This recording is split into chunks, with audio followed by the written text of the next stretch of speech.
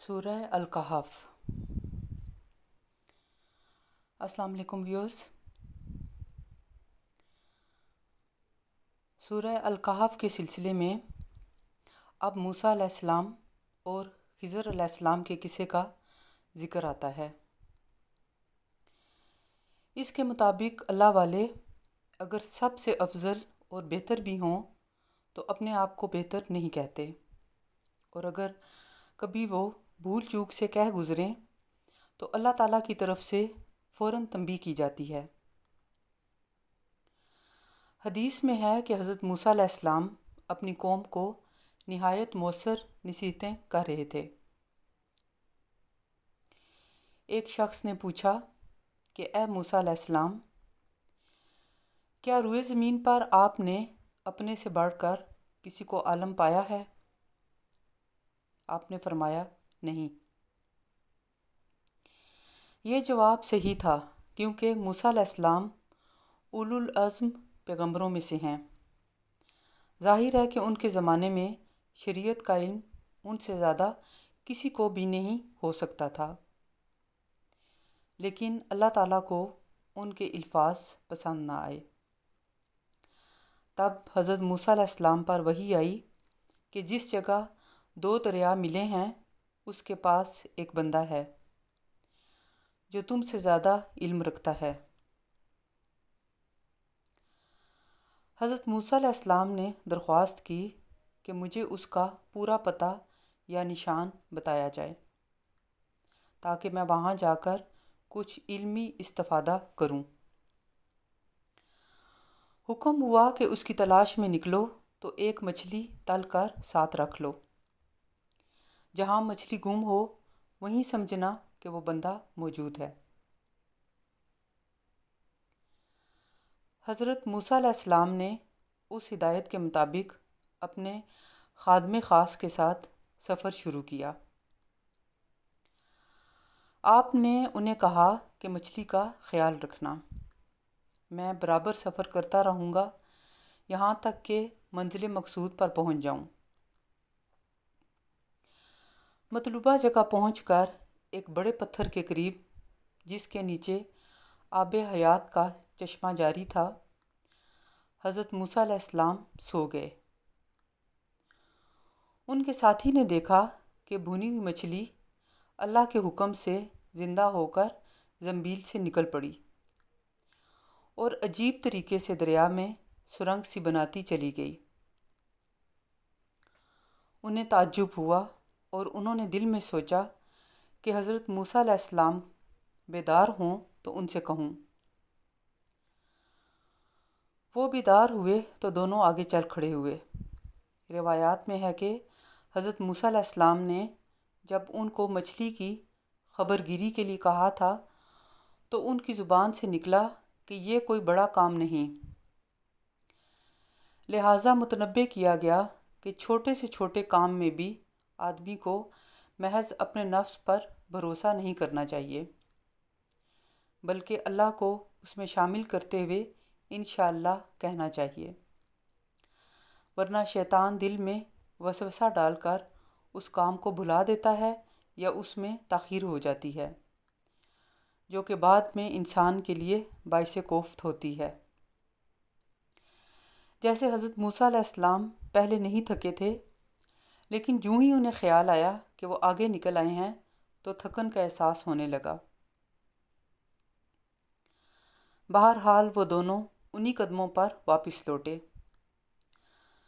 مطلوبہ جگہ پر ان کی ملاقات حضرت خضر علیہ السلام سے ہوئی، جن کو حق تعالیٰ نے اپنی خصوصی رحمت سے نوازا تھا۔ حضرت موسیٰ علیہ السلام خضر علیہ السلام سے ملے۔ علیک سلیک کے بعد حضرت خضر علیہ السلام نے سبب پوچھا۔ موسیٰ علیہ السلام نے آنے کا سبب بتایا۔ خضر علیہ السلام نے کہا، اے موسیٰ، بلا شبہ اللہ نے تمہاری تربیت فرمائی، پر بات یہ ہے کہ اللہ کی طرف سے ایک علم جو کہ جزیات کونیہ کا ہے مجھ کو ملا ہے، جو اتنی مقدار میں تم کو نہیں ملا۔ ایک علم اسرار تشریح کا تم کو دیا گیا ہے جو اتنی بہتات سے مجھ کو نہیں دیا گیا۔ یہاں جزیات کونیہ سے مراد کائنات کا علم اور اسرار تشریح سے مراد شریعت کا علم ہے۔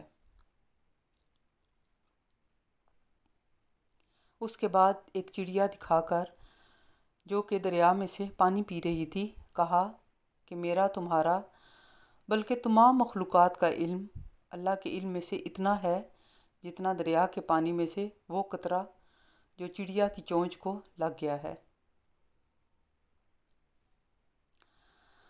حضرت موسیٰ علیہ السلام نے حضرت خضر علیہ السلام سے کہا کہ اجازت ہو تو چند روز آپ کے ہمراہ رہ کر اس مخصوص علم کا کچھ حصہ حاصل کروں۔ حضرت خضر علیہ السلام نے موسیٰ علیہ السلام کے مزاج وغیرہ کا اندازہ کر کے سمجھ لیا کہ میرے ساتھ ان کا نباہ نہ ہو سکے گا، کیونکہ وہ مامور تھے کہ واقعات کونیہ کا علم پا کر اس کے مطابق عمل کریں، اور موسیٰ علیہ السلام جن علوم کے حامل تھے ان کا تعلق شریعت سے تھا۔ اس بات کا احتمال تھا کہ حضرت موسیٰ علیہ السلام اپنی معلومات کی بنا پر ضرور روک ٹوک کریں گے اور صبر پر قائم نہیں رہ پائیں گے، لہٰذا انہوں نے موسیٰ علیہ السلام سے کہا کہ یہ راہ آپ کے لیے مناسب نہیں ہے کیونکہ آپ صبر کی استطاعت نہیں رکھتے۔ حضرت موسیٰ علیہ السلام بولے کہ انشاءاللہ آپ مجھے صبر کرنے والا پائیں گے اور میں آپ کا کوئی حکم نہیں ٹالوں گا۔ یہ وعدہ کرتے وقت غالباً موسیٰ علیہ السلام کو اس بات کا تصور بھی نہیں ہو سکتا تھا کہ ایسے مقرب بندے سے کوئی ایسی حرکت دیکھنے میں آئے گی جو شریعت کے خلاف ہوگی۔ حضرت خضر علیہ السلام نے کہا کہ اگر میرے ساتھ رہنا ہے تو مجھ سے کوئی سوال نہ پوچھنا جب تک کہ میں خود اس کا ذکر شروع نہ کروں۔ پھر وہ دونوں چل پڑے اور ایک کشتی میں سوار ہوئے۔ کشتی والوں نے حضرت خضر علیہ السلام کو پہچان کر مفت سوار کر لیا۔ جب وہ اپنی کشتی سے اترنے لگے تو حضرت خضر علیہ السلام نے اس کشتی کو توڑ دیا اور اسے عیبدار کر دیا۔ حضرت موسیٰ علیہ السلام کو بے حد تعجب ہوا کہ خضر علیہ السلام نے احسان کے بدلے میں نقصان کیوں دیا۔ موسیٰ علیہ السلام بولے کہ آپ نے یہ کیا کر دیا؟ خضر علیہ السلام نے کہا کہ میں نے آپ سے پہلے ہی کہا تھا کہ آپ میرے ساتھ نہیں ٹھہر سکیں گے۔ موسیٰ علیہ السلام بولے کہ مجھ سے بھول ہو گئی ہے، میں آئندہ احتیاط کروں گا۔ پھر وہ دونوں چل پڑے۔ ایک گاؤں کے قریب چند لڑکے کھیل رہے تھے۔ ان میں سے جو سب سے زیادہ خوبصورت اور سیانہ تھا پکڑ کر مار ڈالا اور چل کھڑے ہوئے۔ موسیٰ علیہ السلام نے پوچھا کہ آپ نے ایک جان کو ناحق کیوں مارا؟ خضر علیہ السلام نے فرمایا کہ میں نے آپ سے کہا نہ تھا کہ آپ صبر کی استطاعت نہیں رکھتے؟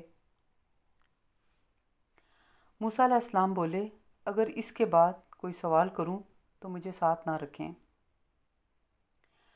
پھر دونوں آگے چل پڑے۔ چلتے چلتے ایک گاؤں میں پہنچے اور وہاں کے لوگوں سے ملے۔ انہوں نے چاہا کہ بستی والے مہمان سمجھ کر کھانا کھلائیں، مگر یہ سعادت ان کی قسمت میں نہ تھی۔ انہوں نے حضرت موسیٰ علیہ السلام اور حضرت خضر علیہ السلام جیسے مقربین کی مہمانی سے انکار کر دیا۔ یہ معاملہ دیکھ کر چاہیے تھا کہ ایسے تنگ نظر اور بے مروت لوگوں پر غصہ آتا، مگر حضرت خضر علیہ السلام نے غصے کی بجائے ان پر احسان کیا۔ بستی میں ایک بڑی بھاری دیوار جھکی ہوئی تھی، قریب تھا کہ زمین پر آ رہے لوگ اس کے نیچے سے گزرتے ہوئے خوف کھاتے تھے۔ حضرت خضر علیہ السلام نے ہاتھ لگا کر سیدھی کر دی اور منہدم ہونے سے بچا لیا۔ حضرت موسیٰ علیہ السلام بولے کہ بستی والوں نے مسافر کا حق نہ سمجھا کہ مہمانی کریں، ان کی دیوار مفت بنا دینے کی کیا ضرورت تھی؟ اگر آپ کچھ معاوضہ لے کر دیوار سیدھی کرتے تو ہمارا کھانے پینے کا کام چلتا اور ان تنگ دل بخیلوں کو ایک طرح کی تنبیہ ہو جاتی، شاید اپنی بد اخلاقی اور بے مروتی پر شرمندہ ہوتے۔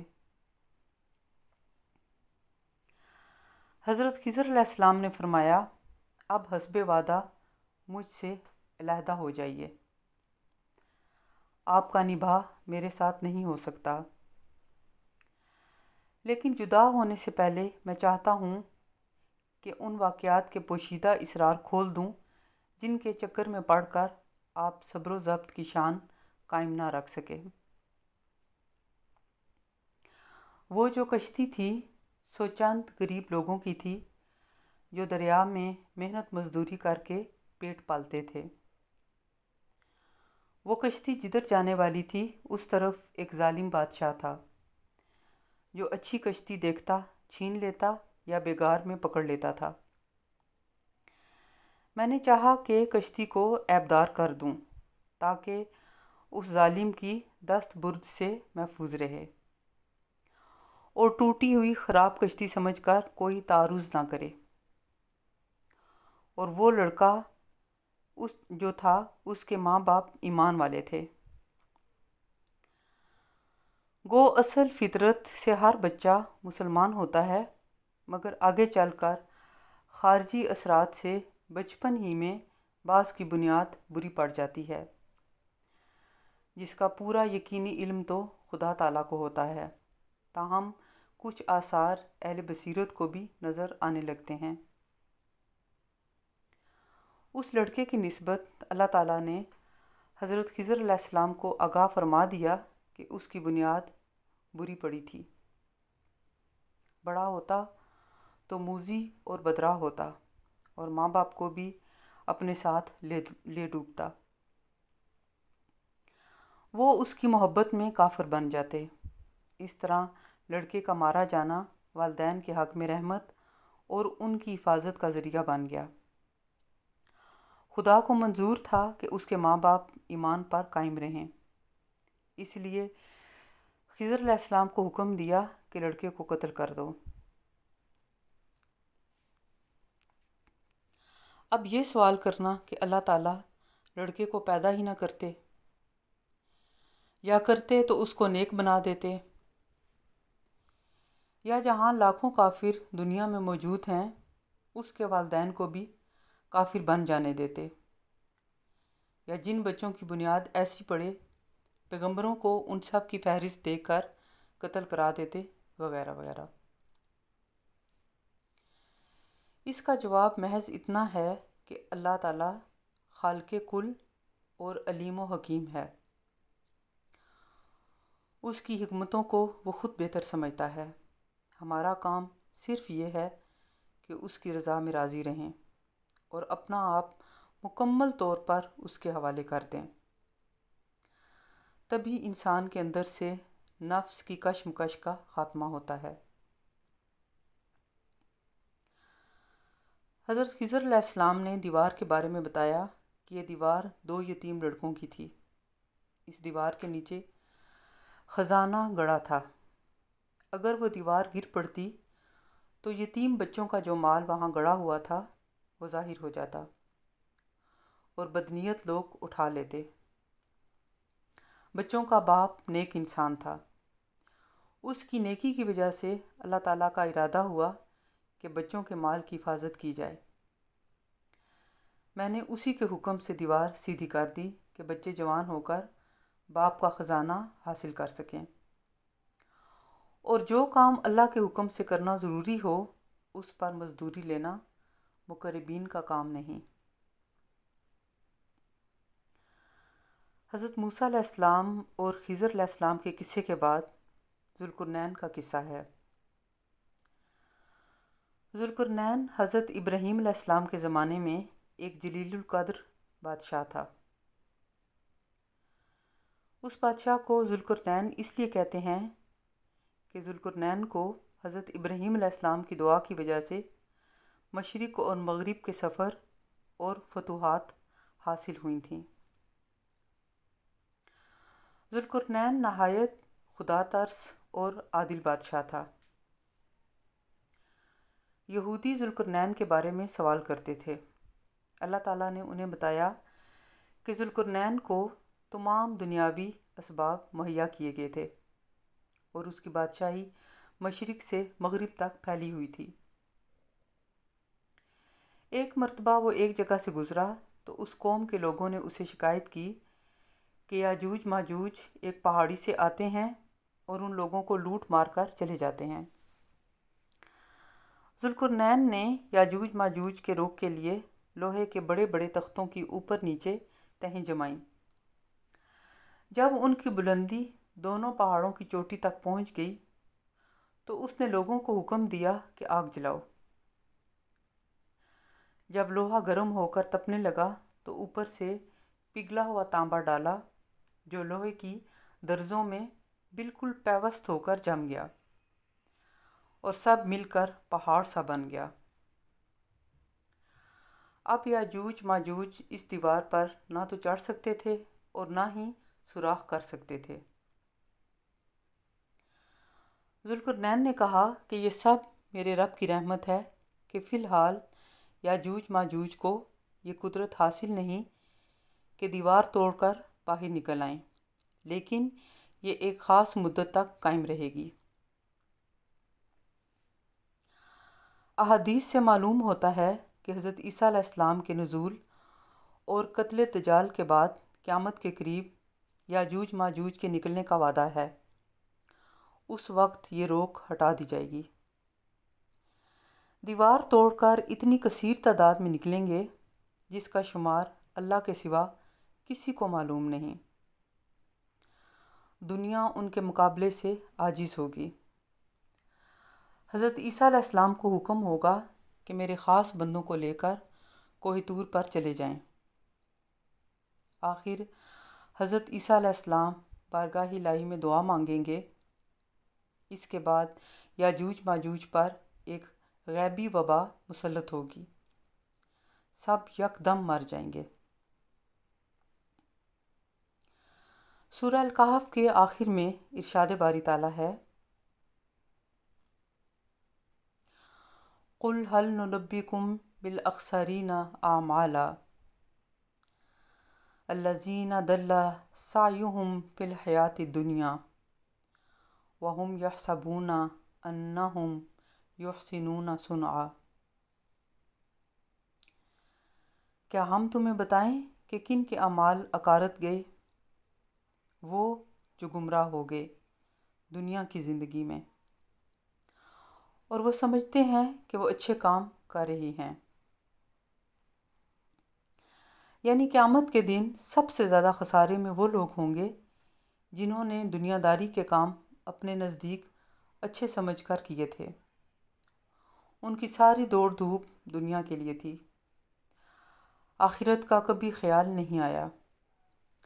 محض دنیا کی ترقی اور مادی کامیابی کو بڑی معراج سمجھتے تھے۔ پھر فرمایا، قُلْ لَوْ كَانَ الْبَحْرُ مِدَادًا لِكَلِمَاتِ رَبِّي لَنَفِدَ الْبَحْرُ قَبْلَ أَن تَنفَدَ كَلِمَاتُ رَبِّي وَلَوْ جِئْنَا بِمِثْلِهِ مَدَدًا۔ تو کہہ دیجئے، اگر دریا سیاہی ہو کر لکھے میرے رب کی باتیں، بے شک دریا خرچ ہو چکے، ابھی نہ پوری ہوں گی میرے رب کی باتیں، اور اگرچہ دوسرا بھی لائیں ہم ویسا ہی اس کی مدد کو۔ یعنی یہودی اور کفار مکہ آزمائش کے لیے اصحاب کہف اور ذوالقرنین کے قصے کے بارے میں سوال کرتے ہیں۔ انہیں بتا دیں کہ اللہ تعالیٰ کے علم و حکمت کی باتیں بے انتہا ہیں۔ جو باتیں تمہارے ظرف اور ضرورت کے مطابق بتائی گئی ہیں وہ اللہ کے علم میں سے اتنی بھی نہیں جتنی سمندر میں سے ایک قطرہ۔ فرض کرو اگر پورے سمندر کا پانی سیاہی بن جائے جس سے خدا کی باتیں لکھنی شروع کی جائیں اور اس کے بعد دوسرا اور پھر تیسرا سمندر بھی شامل کر لیا جائے تو اللہ تعالیٰ کی باتیں ختم نہیں ہوں گی۔ آپ سب کا بہت شکریہ۔ اللہ حافظ۔